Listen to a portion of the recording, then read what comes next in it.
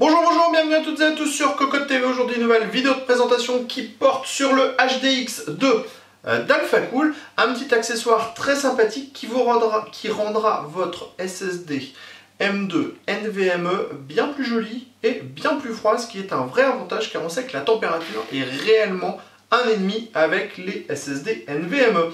On vous propose de le découvrir, c'est tout de suite, c'est maintenant, c'est sur Cocotte TV.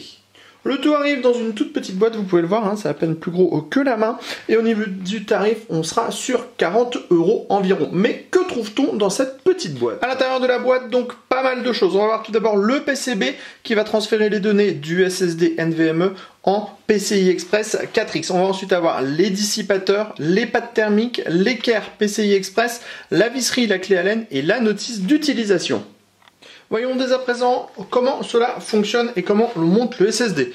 Coup de bol, si vous avez un SSD avec un PCB bleu qui n'est franchement pas un SSD qui va s'assortir bien avec votre configuration, vous aurez à la fin un SSD en PCI Express qui sera intégralement noir. Alors tout d'abord, ce qu'il faut faire, c'est vérifier si votre SSD est en simple face ou en double face, car il faudra poser un pad thermique sous le SSD.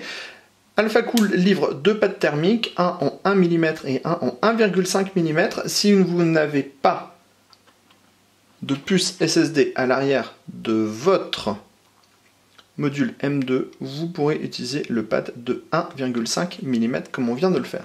Ensuite, on intègre le SSD sur le PCB. On a le pad thermique qui va permettre de faire contact. Et ensuite, on vient tout simplement visser le SSD pour que ce dernier ne puisse pas se libérer.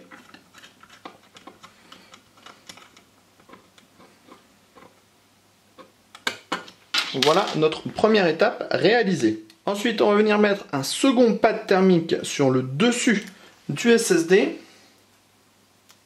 Alors, on retire les deux protections et on vient tout simplement mettre le pad thermique au-dessus des puces et au-dessus du contrôleur.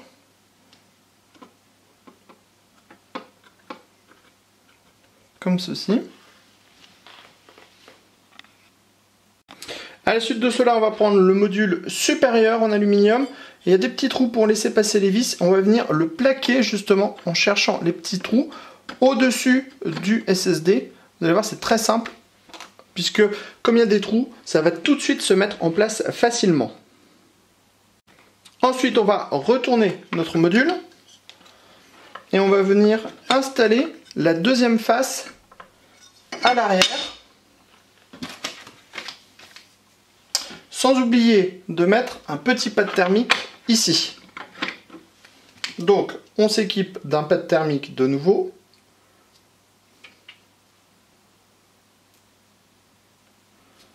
On le met en place au-dessus du SSD. C'est assez bien signalisé puisqu'on a les trous de fixation. Donc on le met comme ceci.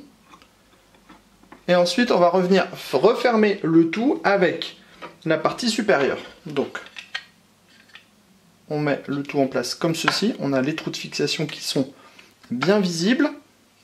On vient prendre la partie arrière du radiateur. On la place comme ceci, juste au-dessus des trous de fixation. Et on vient ensuite tout simplement fixer le tout à l'aide des vis qui sont fournies dans le kit.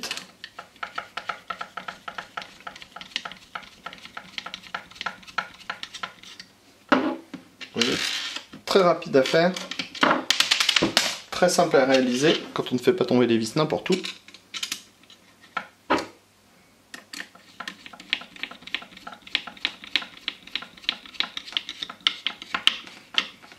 Donc, comme il y a une épaisseur prévue sur la vis, on peut serrer à fond sans problème. Le serrage sera fait correctement sans abîmer votre matériel.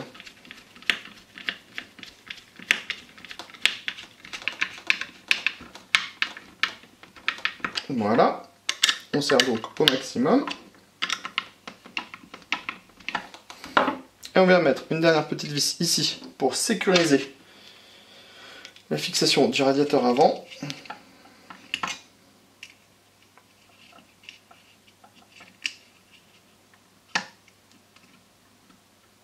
Et voilà, le tour est joué.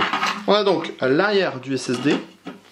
Donc, dans votre machine, ça sera tout simplement installé comme ça. Donc, ça sera hyper la classe, c'est clair. Et en plus, vous allez gagner un max de degrés sur le SSD. Alors, justement, on reviendra avec un test complet très prochainement de ce HDX-2 pour voir quel est l'impact réel au niveau des températures, mais tous les tests qu'on a déjà vus sur internet montrent que c'est vraiment assez flagrant, donc ça se placera comme ça à l'intérieur de votre ordinateur. Clairement, notre Western WD Black en NVMe est beaucoup plus joli qu'avant, puisqu'on voit plus du tout le PCB bleu. Il est pris en sandwich entre deux plaques en aluminium, le PCB et donc les pattes thermiques qui étaient livrées avec le module. On vous rappelle le prix dans les 40 € environ et on se donne rendez-vous très prochainement sur cocotland.com pour le test complet de cette solution.